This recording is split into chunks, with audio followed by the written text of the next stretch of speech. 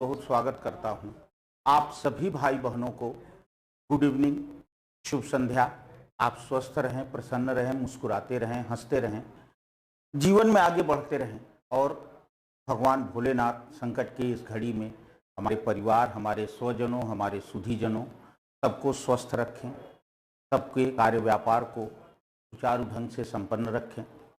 इन्हीं शब्दों के साथ आइए आज की इस कक्षा को प्रारंभ करते हैं।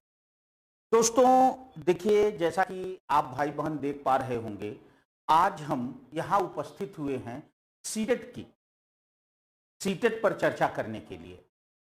दोस्तों, वास्तव में सीटेट जो है पास करना प्रत्येक विद्यार्थी के लिए अनिवार्य है।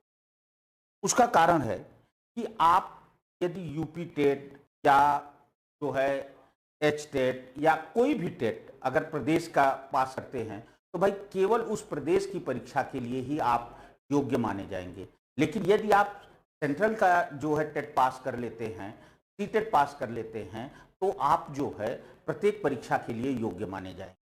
दूसरी चीज, आप भाई बहनों से एक बात और भी मैं कहूंगा कि जो भी हमारे भाई बहन हैं सब लोग प्रयास करें कि अच्छे अंकों के साथ, क्योंकि कई बार क्या होता है कि हमें हमारे स्टेट में तो हमें जो है लाभ मिल जाता है, पर अदर स्टेट में जाने पर फिर हमें जो है 90+ अंकों में ही गणना होती है। इसलिए सीटेट केवल पास करना जरूरी नहीं है, जरूरी है सीटेट अच्छे अंक से पास करना, ताकि आप किसी भी जगह अगर सीटेट के बिहाफ पे, सीटेट के बेस पे अगर आप फॉर्म अप्लाई करें तो आपको ये सोचना ना पड़े कि नहीं पता नहीं हम यहाँ जो है योग्य माने जाएंगे या नहीं। और यह कार्य करना अत्यंत आसान भी है, बहुत दुष्कर नहीं है, कठिन नहीं। सीटेट, देखिए दोस्त, मैं सीटेट की शुरुआत केवल पहली इसी लाइन से करूंगा कि सीटेट बहुत सरल परीक्षा है। रियली मैं बता रहा हूं आपको, किसी भी स्टेट के टेट की अपेक्षा सीटेट सरल एग्जाम, काफी सरल एग्जाम। बस होता क्या है, हमारे दिमाग में एक भय सा बन जाता है। एक मुझे बड़ी अच्छी कहावत याद आती है कि एक जगह बम गिरा, बोला बम गिरा, बम से 4 लोग मरे और कुल 10 लोग मरे। बम से 4 लोग मरे और कुल 10 लोग मरे, तो 6 लोग किससे मरे? 6 लोग भय से मरे, 6 लोग डर से मरे। तो दोस्त, भय या डर बहुत खराब चीज। इसलिए आज जो हम लोग कक्षा ये क्लास ले रहे हैं, जो ये क्लास में हम चर्चा करने जा रहे हैं, आप सभी भाई बहन जुड़े और ये ध्यान रखें कि आज की कक्षा का मोटो ही है सीटेट के भय को दूर भगाना है। आज की इस कक्षा का मोटो है सीटेट के भय को दूर भगाना। और निश्चित रूप से इस कक्षा के समाप्त होते होते आपके अंदर बिल्कुल कॉन्फिडेंस आ जाएगा कि मैं सीटेट पास कर लूंगा, और आप कर भी लेंगे यार, आप कर लेंगे। क्योंकि दोस्त, मैं एक बात बहुत ईमानदारी से कहना चाहता हूं कि आप जिस संस्थान के साथ जुड़े हैं, यह वो संस्थान है जहां वास्तव में शिक्षण पढ़ाया जाता है, जहां वास्तव में शिक्षण का ज्ञान दिया जाता है। आपने बहुत जगहों पर देखा होगा, सीटेट के नाम पर एडमिशन लेकर यूपी टेट पढ़ा के छोड़ देते। ऐसा नहीं, यहां वास्तव में शिक्षण पढ़ाया जाता है।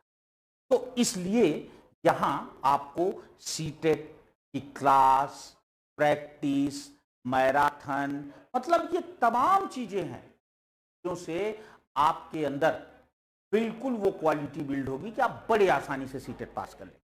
आइए, समय बहुत ज्यादा न लेते हुए हम शुरू करते हैं थोड़ी सी सीटेट की सामान्य चर्चा। देखिए, जो सीटेट में हिंदी का पाठ्यक्रम होता है, जो हिंदी का सिलेबस होता है, हम उसको 3 भाग में बांट सकते हैं। जो सीटेट में हिंदी का पाठ्यक्रम है, इस पाठ्यक्रम को, इस सिलेबस को हम 3 भाग में बांट सकते हैं। जो पहला भाग है वो है हिंदी शिक्षण। पहला भाग काहे का है? पहला भाग है हिंदी शिक्षण का, ठीक है। इसके अंकों की संख्या होती है, इसमें 15 प्रश्न और 15 अंक की 15 प्रश्न होते हैं। प्रत्येक प्रश्न 1 नंबर का होता है। तो 15 गुणे 1 बराबर 15 अंक। 15 प्रश्न होते हैं, 15 नंबर के होते। नंबर 2, गद्यांश और पद्यांश। गद्यांश व पद्यांश। देखिए दोस्तों, जो गद्यांश और पद्यांश की यदि हम बात करें तो ये जो है आपका 10 प्रश्न होता है, 10 क्वेश्चन होता है, और ये आपका 10 अंक का होता है। तो कई बार थोड़ा सा ज्यादा भी हो जाता है। अब ये भी मैं बता दूं, कई बार यह जो है 10 प्रश्न की बजाय 12 प्रश्न तक भी, 13 प्रश्न। एक्चुअली सच पूछिए तो मैं ये कहता हूं ना कि बल्कि आप कहें गद्यांश व पद्यांश तथा व्याकरण, अगर आप 2 ही भाग कर लें तो ज्यादा आसान हो जाएगा। तो ये जो हमारा भाग होता है, ये टोटल हमारा भाग जो है ये 15 प्रश्न होते हैं, और यह 15 प्रश्न जो है 15 गुणे 1 बराबर 15 अंक के, ये 15 अंक के 15 प्रश्न होते हैं। ठीक है। अब सबसे बड़ी बात यह है कि देखिए, आपको हमेशा यह जो पोर्शन है हिंदी शिक्षण, इस पोर्शन से आप हमेशा भयभीत हो जाते हैं। इस पोर्शन को देखते ही आपको लगता है कि अरे यार कैसे करें, क्या करें, कुछ समझ में नहीं आ रहा। तो अब मैं दोस्त आपको बताता हूं कि आपको कुछ नहीं करना, बहुत आसान है। पहले आओ,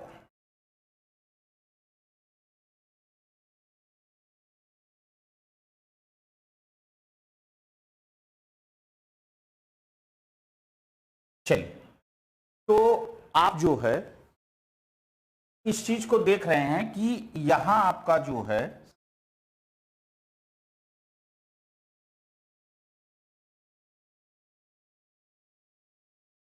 ठीक है। चलिए, अब हम लोग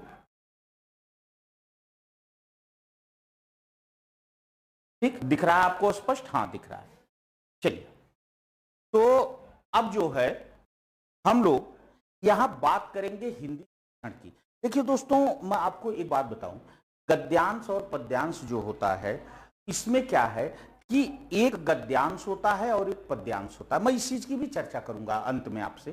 पहले मैं चर्चा हिंदी शिक्षण की करता हूं, जो आपके लिए सबसे बड़ा पोर्शन होता है। एक्चुअली मैं बताऊं, हिंदी शिक्षण का भय हमारे दिमाग में ये भी होता है क्योंकि यह एक ऐसा पोर्शन है जिसे हम बीएड, डीएलएड आदि परीक्षा के दौरान ही केवल पढ़ते हैं, और वो भी थोड़ा बहुत, न के बराबर, है कि नहीं।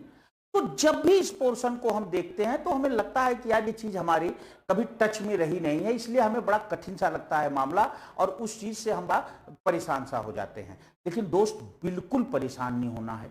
मैं आपको करके दिखाऊंगा, प्रश्नों की प्रकृति बताऊंगा, प्रश्नों को यहां लिखकर प्रश्नों पर चर्चा करूंगा, और मैं आपको यह बताऊंगा कि किस तरह से सीटेट में शिक्षण सबसे आसान बिंदु है। पहले एक मेरे प्रश्न का छोटा सा, मैं देखिए भाई बहन तमाम जुड़ रहे हैं, और मैं इस बात से बहुत खुश भी हूं कि भाई तमाम भाई बहन सपोर्ट कर रहे हैं, और भी आपके समर्थन की आवश्यकता है, जल्द से जल्द जुड़े। लेकिन एक बात ध्यान रखें, आप लोग ध्यान से मेरी बात सुनिए। आप मेरे एक छोटे प्रश्न का यस नो में केवल उत्तर दीजिए कि क्या मैं गलत कर रहा हूं या सही। आप यूपी टेट देने जाते हैं या कोई भी टेट का एग्जाम देने जाते हैं, वहां यदि 30 प्रश्न जो आते हैं वो 30 आपको आ रहे होते हैं, तो आप 30 कर में से जितने आपको आते हैं उतने ही आप कर पाते हैं। बाकी जय हनुमान जी, जय बजरंगबली करके मारते हैं, करते हैं कि नहीं, आप बताइए हमें। लेकिन सीटेट में आपको जो सबसे बड़ा लाभ, सबसे बड़ा बेनिफिट मिलने वाला है, वो ये मिलने वाला है कि मैं आपको यहां दिखा रहा हूं कि सीटेट में आपको बिना आए भी आप बिल्कुल सही उत्तर लगाकर आएंगे, और आप कहेंगे, बिल्कुल मिला के आएंगे कि हाँ ये प्रश्न मेरा सही। अब बताइए, तो कठिन टेट हुआ कि सीटेट हुआ? आप यस नो में उत्तर दीजिए। कठिन टेट हुआ कि सीटेट हुआ? टेट हुआ। भाई वहां बिल्कुल आ रहा है। आपको पता है कि हिंदी में कितने व्यंजन होते हैं, हिंदी वर्णमाला में जो स्वरों की संख्या कितनी है। यदि आपको एक्यूरेट पता है तो पता, नहीं तो जय हनुमान जी। और यहां मैं आपको दिखा रहा हूं कि नहीं आता प्रश्न, फिर भी आप कहेंगे कि यही उत्तर सही, और वही उत्तर सही भी होगा। यार कितना आसान एग्जाम है भाई, हमें नहीं आ रहा फिर भी कर ले रहे हैं। इससे सरल दुनिया में और क्या हो सकता। तो आइए चर्चा करते हैं हिंदी शिक्षण की। देखिए दोस्तों, यदि मैं हिंदी शिक्षण की बात करूं आपसे, तो मैं केवल इतना कह सकता हूं कि हिंदी शिक्षण जो होता है, इसमें दो तरह के प्रश्न आते हैं। दो तरह के प्रश्न आते हैं। एक प्रश्न आते हैं जो व्यावहारिक होते हैं। कैसे प्रश्न आते हैं?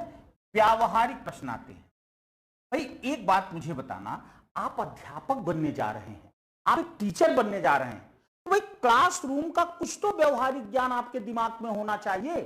पढ़ा के आए हैं, टीचिंग करके आए हैं, बीएड में डीएलएड में टीचिंग, तो कुछ तो व्यवहारिक ज्ञान आपके दिमाग में होना चाहिए। आप शिक्षक बनने जा रहे हैं। दूसरा जो प्रश्न होता है बेटा, वो होता है सैद्धांतिक। सैद्धांतिक प्रश्न होता है दूसरा। ये वो प्रश्न है जिसको कि यदि आपको आ रहा है तो आ रहा है, नहीं आ रहा है तो नहीं आ रहा है। लेकिन आपको पता है, यह जो पोर्शन है, इनकी संख्या कम से कम 15 में 4 से 5 होती है। अर्थात 15 में से 4 से 5 प्रश्न तो ऐसे हैं जो आपको ऑलरेडी आ रहे हैं यार, जो आपको ऑलरेडी आ रहे हैं। 15 में से 4 या 5 प्रश्न तो ऐसे हैं। अब बताइए कितना सरल एग्जाम है। बिल्कुल मैंने कहा, अपना मोटो याद रखिएगा, सीटेट के भय को दूर भगाना है। अब आगे चलिए। जैसे देखिए, अब आप एक अध्यापक बनने जा रहे हैं, और कुछ बातें यहां शेयर करूंगा और फिर बताऊंगा पढ़ाने के दौरान कैसे कैसे बातें चलती रहे। देखिए, जैसे मैंने आपसे कहा कि चलिए हम नेक्स्ट पेज लेते हैं। नेक्स्ट पेज लेते हैं, थोड़ा सा बड़ा पेज मिलेगा, मजा आएगा। आइए, एक क्वेश्चन मैं लिखता हूं और सारे भाई बहन उत्तर देंगे, सारे भाई बहन उत्तर देंगे। और मुझे पता है, देखिए मैंने आपको सीटेट में एक अक्षर नहीं पढ़ाया, लेकिन मेरी बात को यही तौल लीजिएगा कि आप देखिएगा सब सही उत्तर देंगे। आप यही तौल लीजिएगा, सब सही उत्तर देंगे। प्रश्न है,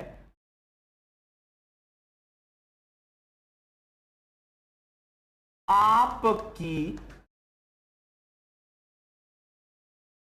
कक्षा में पीछे बैठे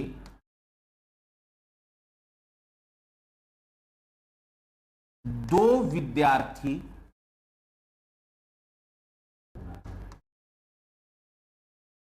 आपस में बात कर रहे हैं। आपकी कक्षा में पीछे बैठे दो विद्यार्थी आपस में बात कर रहे हैं। एक अध्यापक होने के नाते, एक अध्यापक होने के कारण आप क्या करेंगे? एक अध्यापक होने के कारण आप क्या करेंगे? ठीक है, देखिए पहला ऑप्शन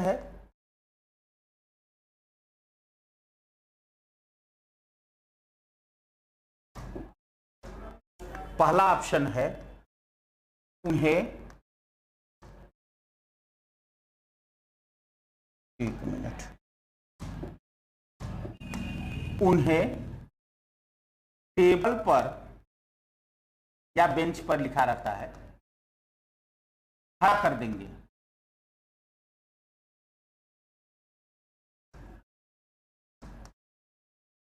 नंबर 2, उन्हें कक्षा से बाहर कर देंगे।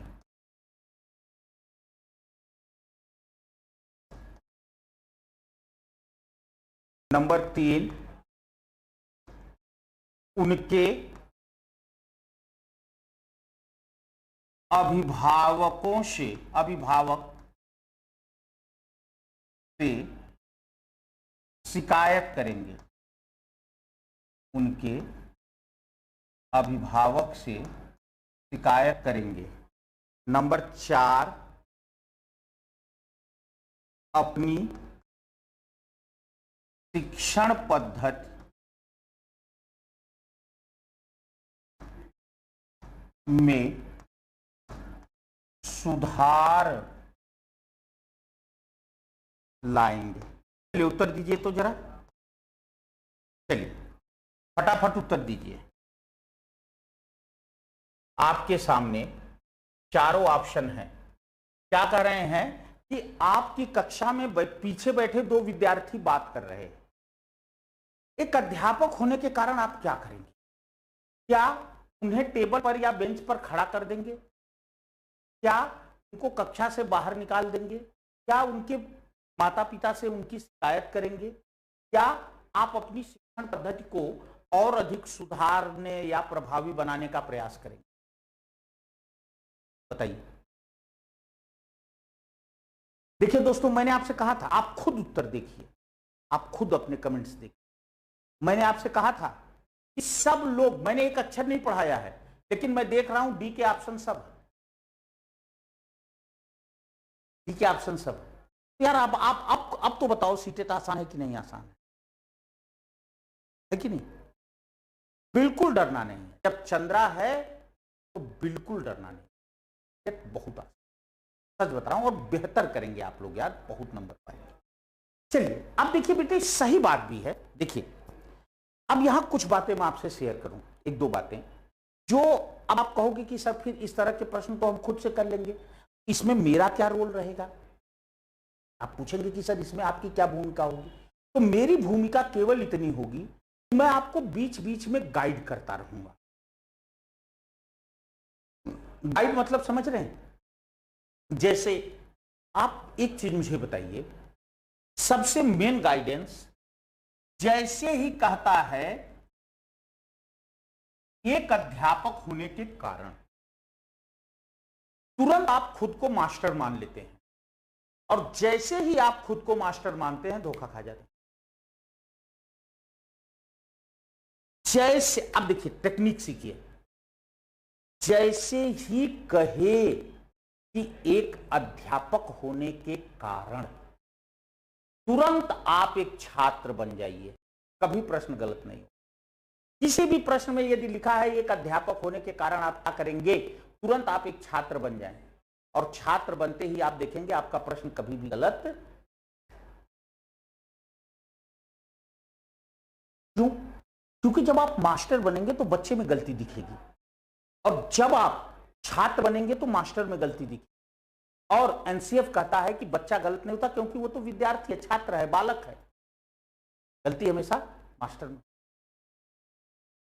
कि आप तो उसी के लिए स्पेशली अपॉइंट है, में कोई सोचने की बात नहीं। तरीका समझा आपने कि अब आप खुद इस चीज से मूल्यांकन कर सकते हैं कि आपको कितना पॉजिटिव गाइडेंस दिया जाएगा यहां सीटेट में। इस तरह से तुरंत आपने जैसे मैंने ये बात बताई, तुरंत आपके दिमाग में ये क्लिक किया होगा कि हाँ यार बिल्कुल सही बात कह रहे हैं गुरुजी।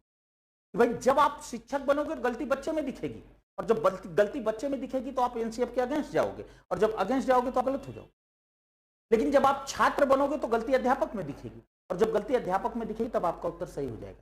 भाई सीधी सी बात है कि अगर आपकी कक्षा में 40 बच्चे बैठे हैं, 45 बच्चे बैठे हैं, 48 बच्चे बैठे हैं, मैं कह रहा हूं 43 बच्चे पढ़ रहे हैं, 44 बच्चे पढ़ रहे हैं, 42 बच्चे पढ़ रहे हैं, लेकिन 2 बच्चे नहीं पढ़ रहे हैं, इसका सीधा सा मतलब है कि आप उन 2 बच्चों का ध्यान अपनी तरफ आकर्षित करने में सक्षम नहीं। भाई वो तो पढ़ने आया है यार, आया तो पढ़ने ही है? आप 2 रुपए का सामान लेने 50 रुपए का, 50 रुपए की एक बनियान खरीदने मॉल में जाते हैं और 500 रुपए की शॉपिंग करके चले आते हैं। क्यों करते हैं ऐसा? क्योंकि वो आपको अट्रैक्ट कर, अरे यार इतना बढ़िया टी शर्ट केवल 150 में मिला, ले लो ले लो ले लो, वो अट्रैक्ट करता है। तो आप नहीं कर पा रहे हैं अट्रैक्ट, तभी तो भाई वो तो पढ़ने ही आया है, तो जैसे मास्टर बने फेल हो जाएंगे। पर देखिए बिना पढ़ाए उत्तर सबका सही आया कि नहीं आया? चलिए प्रश्न और लेते हैं, एक क्वेश्चन और डिस्कस करते हैं।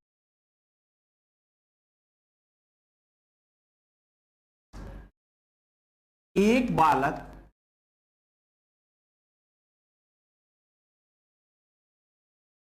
आपकी कक्षा में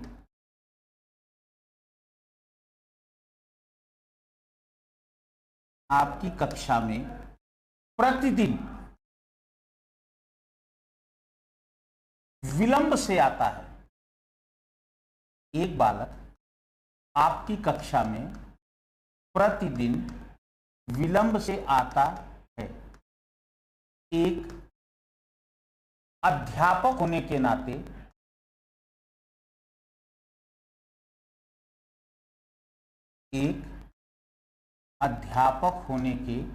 कारण या नाते आप क्या करेंगे? अब आप ट्रिक तो समझ गए होंगे कि आपको मास्टर नहीं बनना है, आपको स्टूडेंट बनना है। आपको मास्टर नहीं बनना है, आपको क्या बनना है? स्टूडेंट बनना है। लेकिन करना कैसे है? ऑप्शन दिया है ए, उसे कक्षा से बाहर खड़ा कर देंगे।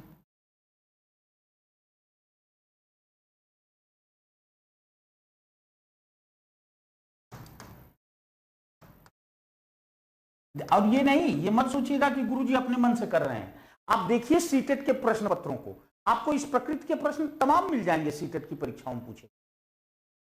नंबर 2, उसे घर वापस जाने को कहेंगे।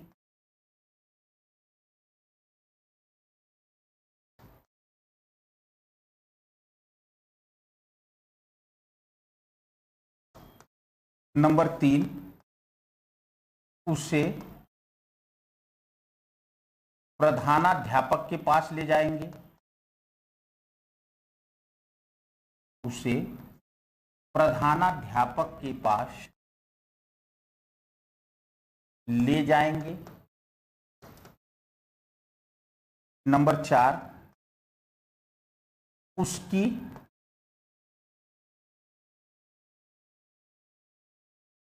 उसकी समस्या जानकर उसका सुधार करेंगे। अब बताइए, उत्तर दीजिए फटाफट। चलिए जल्दी जल्दी करिए थोड़ा। मैं देख रहा हूं फिर डी उत्तर सबका, सी उत्तर सब डी आ रहा है सबका ना। क्या भाई, अब आप बताओ यार, इस तरह के प्रश्नों में कुछ पढ़ना है आपको। देखिए मैंने 2 बातें बताई। एक तो क्वेश्चन को बहुत गौर से सीटेट में पढ़ना चाहिए, बहुत गौर से। जैसे मान लीजिए कह रहा है, आप अगर थोड़ा सा गौर करेंगे तो आप पाएंगे कि कारण प्रतिदिन विलंब से आता है, प्रतिदिन देर होती है।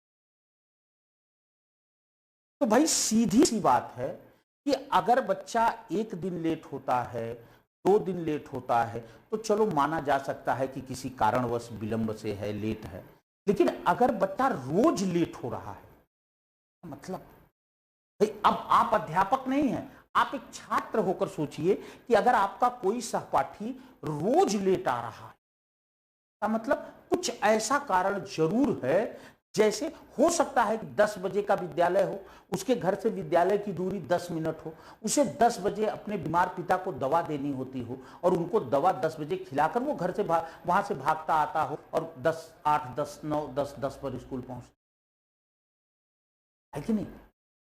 हो सकता है घर में कोई दूसरा न हो, उसे अपनी बहन को विद्यालय छोड़कर तब स्कूल आना पड़ता हो जो दूसरी दिशा में है, वो वहां से छोड़कर यहां आता है। भाई अब ऐसा तो है नहीं कि 10 बजे का स्कूल है तो ले जाके 8 बजे बैठा देगा वहां। हो सकता है इस कारण से लेट हो जाता हो। तो सीधी सी बात है कि भाई अगर प्रतिदिन विलंब से आ रहा है तो कोई कारण है, और जब कारण है तो हम उस समस्या को जानेंगे और उसका समाधान करेंगे। दूसरी चीज, इन दोनों प्रश्नों को जब मैं आपको इस तरह से प्रश्नों की चर्चा करूंगा, जब हम एनसीएफ 2005 की चर्चा करेंगे, बाकायदे मैं अलग से टॉपिक पढ़ाऊंगा आपको एनसीएफ 2005, तो मैं वहां आपको इस तरह की चीजों की चर्चा करूंगा। देखिए बेटे, एक बात हमेशा ध्यान रखना है कि जो है सुप्रीम कोर्ट भी इस बात को मानता है, एनसीएफ ने भी उसी बात को फॉलो किया है, आपको बच्चे को शारीरिक, मानसिक, आर्थिक किसी प्रकार का दंड नहीं देना। तो जब आप बालक को शारीरिक, मानसिक, आर्थिक किसी तरह का दंड नहीं, टेबल पर खड़ा करना दंड है, बाहर भगा देना दंड है, शिकायत करना दंड है, बाहर खड़ा कर देना दंड है, वापस भगा देना दंड है, प्रिंसिपल साहब के पास ले जाएंगे, ये भी एक तरह का पनिशमेंट ही तो दे रहे हैं आप उसे। तो बालक को किसी प्रकार का पनिशमेंट नहीं देना। तो ये छोटी छोटी बातें तमाम आपके प्रश्नों को यूं ही बिल्कुल हंसते खेलते, प्रश्न लिखा इतना बड़ा रहेगा पर पढ़ते ही सॉल्व। तो दोस्त, इसलिए मेरी बात का यकीन करो, आप कभी भी ये मत डरो कि सीटेट बहुत कठिन एग्जाम है। हाँ, कुछ चीजें हैं। चलिए हम अगले पेज पर चलते हैं। कुछ चीजें हैं, जैसे मान लीजिए आपसे एक प्रश्न पूछा, आपसे उसने प्रश्न किया कि भाषाई कौशलों में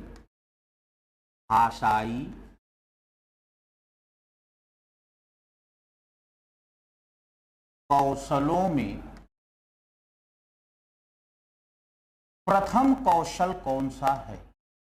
भाषाई कौशलों में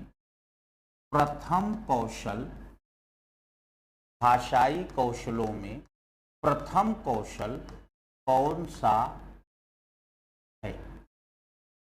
उत्तर में दे दिया सुनना,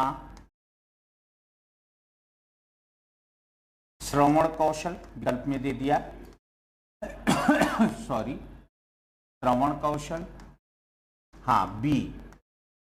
हाँ देखिए, एक चीज और मैं अभी देख रहा था कुछ भाई बहनों को, तो दोस्त ये न कहें, कोई भी भाई बहन हमारे, हम नाम नहीं लेना चाहते, देखो बेटे मैं सबके कमेंट देख रहा हूँ ना, तो आप ये ध्यान दें कि आप इसी कक्षा में हैं और तत्काल की कक्षा में हैं, चीज पर थोड़ा ध्यान, बस मैं इससे ज्यादा कुछ नहीं कहूँगा। आइए बात करें। सुनना, श्रवण कौशल, बोलना, वाचन कौशल,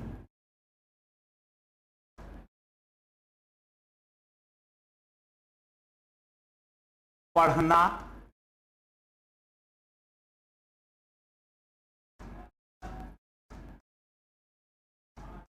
पठन कौशल, नंबर 4 लिखना,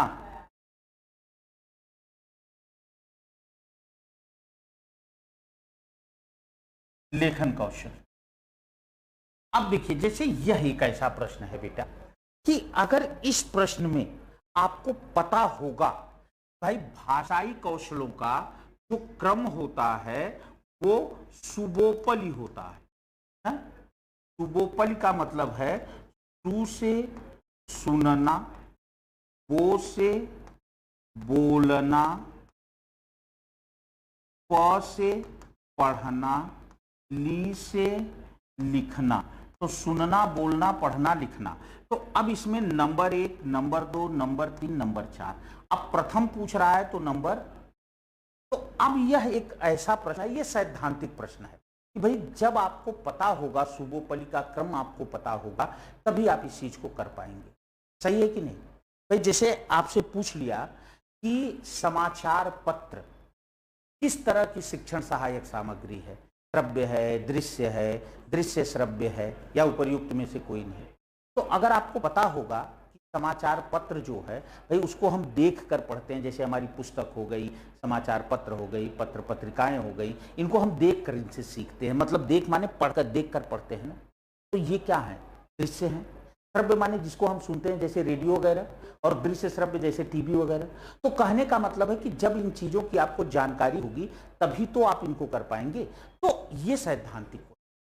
तो बेटे सीटेट का जो सबसे महत्वपूर्ण पॉइंट है, वो महत्वपूर्ण पॉइंट यही है कि सीटेट जो होता है उसमें सैद्धांतिक और व्यवहारिक दो तरह के प्रश्न होते हैं। तो जब आप चंद्रा इंस्टीट्यूट के साथ जुड़े रहते हैं तो धीरे धीरे अच्छा सीटेट में एक मजा और है, मैं सच बता रहा हूं भाई साहब, आप यकीन करो, सीटेट सबसे सरल एग्जाम है। सीटेट में एक मजा और है। मजा क्या है मैं बताऊं? वही बातें घूम घुमा के पर्यावरण में भी पढ़नी है, बस पर्यावरण के संदर्भ में भाव लगभग वही रहेगा। अगर वो कॉन्सेप्ट वहां से बना है तो वो हिंदी में भी अप्लाई हो सकता है। वही जो हिंदी में अप्लाई हो सकता है वही अंग्रेजी और संस्कृत में भी अप्लाई हो सकता है कि नहीं भाई? आगमन पद्धति, निगमन पद्धति, अब चाहे आप गणित में पढ़ लें, चाहे पर्यावरण में पढ़ लें, चाहे हिंदी में पढ़ लें, चाहे अंग्रेजी में पढ़ लें, है कि नहीं? अगर आपको एक बार उस पद्धति का ज्ञान हो गया तो वो सब विषय में काम करेगी। अब बताइए कहां ऐसा है कि गणित पढ़ के हिंदी में काम चले? कहीं है? लेकिन सीटेट में तो यह भी संभव है क्या कि गणित पढ़ के हिंदी में काम चल जाए, हिंदी पढ़ के अंग्रेजी में काम चल जाए, संस्कृत में काम चल जाए। तो दोस्त, वास्तव में सीटेट से सरल एग्जाम कोई है नहीं। बस जरूरत है दो बातों की। ध्यान से मेरी बात सुनना बेटे। एक तो आपको सबसे महत्वपूर्ण काम यह करना है कि आपको जो है एक पॉजिटिव एटीट्यूड बनाना है एजुकेशन और स्टूडेंट दोनों के प्रति। एक सकारात्मक सोच, किसी भी चीज को निगेटिव वे में न लें, किसी भी चीज को निगेटिव या नकारात्मक ढंग से न लें, ठीक है? हर आपको जो है एक सकारात्मक सोच बनानी है। दूसरी चीज आपको क्या करना है? चीजों को रटना नहीं है, समझना है। समझ करके उनको विद्यार्थी के ऊपर अप्लाई कराना है और अप्लाई करा करके उस चीज को खुद ब खुद तैयार कर ले। तो दोस्त, बहुत आसान है सीटेट। रह गई बात, यदि शिक्षण के अलावा हम दूसरे पोर्शन की बात करें, जो हमारा दूसरा पोर्शन है गद्यांश, पद्यांश व व्याकरण, इस पोर्शन की भूमिका भी 15 नंबर की होती है।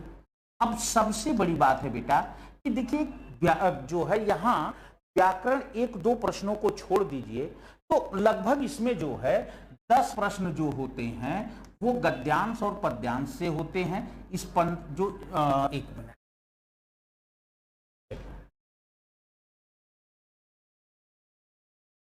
हम जिन 15 प्रश्नों की बात कर रहे हैं इनमें 10 प्रश्न जो हैं वो गद्यांश पद्यांश से होते हैं और 5 प्रश्न जो होते हैं वो प्रायः व्याकरण के होते हैं। अब आपको यहां एक चीज का ध्यान और भी देना है। ध्यान क्या देना है आपको कि जो 5 प्रश्न व्याकरण के होते हैं वो इसी गद्यांश पद्यांश के साथ लगाकर पूछ लिए जाते हैं। तो आपको व्याकरण सीटेट में बहुत ज्यादा पढ़ने की जरूरत नहीं। और बेटे, चंद्रा इंस्टीट्यूट में सीटेट की एक इतनी लंबी परंपरा रही है कि पढ़ते पढ़ाते बेहतर ढंग से ये चीज हम लोग जानते हैं कि व्याकरण का वो कौन कौन सा पोर्शन है जो 5 नंबर में सबसे ज्यादा पूछा जाता है। जैसे निपात, आप देखे होंगे सीटेट में अक्सर एक क्वेश्चन निपात से आता है। क्रिया विशेषण, सीटेट में अक्सर एक क्वेश्चन क्रिया विशेषण से आता है। भाववाचक संज्ञा, सीटेट में अक्सर एक क्वेश्चन भाववाचक संज्ञा से आता है।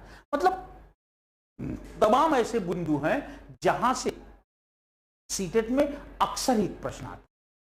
तो वो प्रश्न आपको इसके साथ ही पढ़ाते जाएंगे। रह गई बात गद्यांश और पद्यांश। तो दोस्त देखिए, सीटेट में गद्यांश पद्यांश करना अपने आप में थोड़ी सी कठिन काम है, निश्चित रूप से कठिन काम है। उसका एक कारण है कि देखिए जब आप सीटेट में गद्यांश पद्यांश सॉल्व करते हैं तो बहुत बड़ा होता है। एक पेज का लगभग पौना पेज का गद्यांश होता है, फिर लगभग एक अगले थोड़े बचे और पूरे एक पेज में क्वेश्चन होते हैं। तो गद्यांश केवल 2 पेज कवर कर लेता है। अब उतना बड़ा गद्यांश पढ़ना, प्रश्नों का उत्तर देना, ये आपके लिए बड़ी टेढ़ी खीर लगने लगती है। लेकिन हम इसके लिए एक काम कर सकते हैं। क्या? मैं आपको तरीका बताऊंगा, कुछ ट्रिक्स दूंगा। ट्रिक तो हम तमाम देंगे, लास्ट तक तमाम ट्रिक्स देंगे आपको। केवल ही जिन प्रश्नों में आ जाए वो कभी सही नहीं होता उत्तर। जैसे केवल पढ़ना गलत, पढ़ना ही गलत, तमाम बातें हैं जो ट्रिक के रूप में हम लास्ट में आपको देंगे। लेकिन जैसे मैं बताऊं, आपको सीटेट में गद्यांश में क्या करना है, मान लीजिए आपका इतना बड़ा गद्यांश है और इस गद्यांश से रिलेटेड ये क्वेश्चन है। आप गद्यांश पहले नहीं पढ़ोगे, आप पहले प्रश्न पढ़ोगे।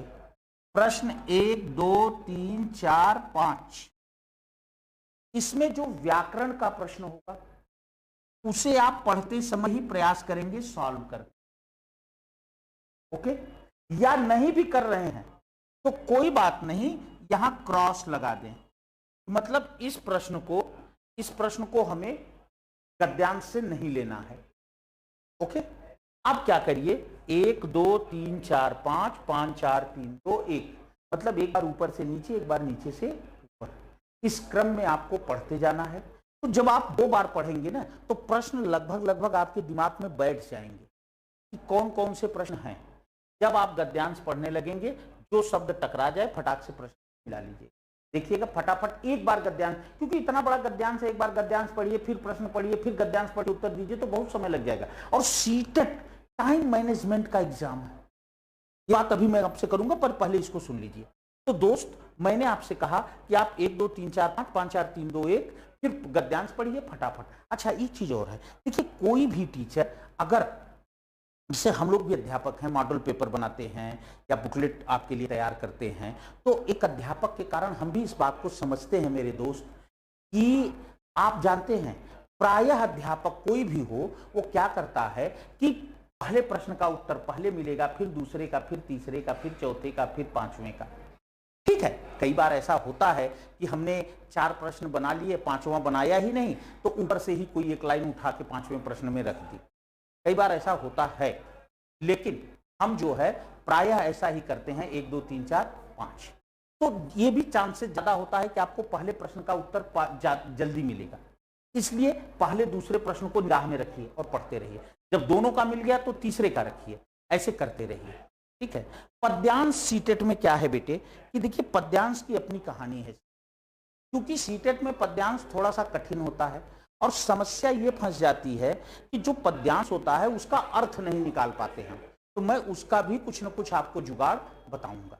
ठीक है, व्याकरण में पढ़ाऊंगा। तो दोस्त, आपने इस बात को भली प्रकार से देखा, इस बात को आपने भली प्रकार से जाना, क्या कि सीटेट का जो एग्जाम है वो कोई बहुत कठिन एग्जाम नहीं है। केवल हमें एक फोबिया दिमाग में बिठा लेते हैं हम कि सीटेट सीटेट सीटेट, नहीं, आपको पहले इस फोबिया से निकलना है, इससे निकलना है, और निकल करके स्वयं को यह विश्वास दिलाना है कि सीटेट बहुत सरल एग्जाम है। क्योंकि हर परीक्षा में तो आ रहा है तभी करेंगे, यहां तो नहीं आ रहा है तब भी हो जाता है। तो सीटेट बहुत सरल एग्जाम है, हम आसानी से सीटेट सॉल्व कर ले जाएंगे, हम आसानी से सीटेट को कर ले जाएंगे और अच्छे अंक ले। रह गई बात, चंद्रा इंस्टीट्यूट जितना मेहनत करता है सीटेट के लिए, क्यों, तो आप जो है इसको जो है, ठीक है, तो आपको जो है ये चीज करनी है। ठीक, चंद्रा इंस्टीट्यूट जितना मेहनत करता है सीटेट के लिए, तो आप खुद practice, class, model paper, marathon, इतनी चीजें यार, तो इतने में तो अपने आप ही काम हो जाता है। बिल्कुल भी बने रहें चंद्रा इंस्टीट्यूट के साथ, जुड़े रहें, अपने साथियों को जोड़े रहें। दोस्त, एक बात ध्यान रखना, यदि आप गुरु मानते हो, अध्यापक नहीं गुरु, तो मातु पिता गुरु प्रभु कै बानी, बिना विचार करी सुमानी, तो आपको माता पिता गुरु और भगवान की बात माननी चाहिए। और जो मैं कह रहा हूं ध्यान रखिएगा, बस केवल अपनी मेहनत में कमी मत करिएगा, आपको अच्छे अंक लाने से कोई रोक नहीं। बस आज के लिए इतना ही, शुभ रात्रि, फिर कल मिलेंगे कुछ नई चर्चा के साथ। आप सबका हृदय से आभार, बहुत बहुत धन्यवाद मेरे बच्चों, बहुत बहुत धन्यवाद।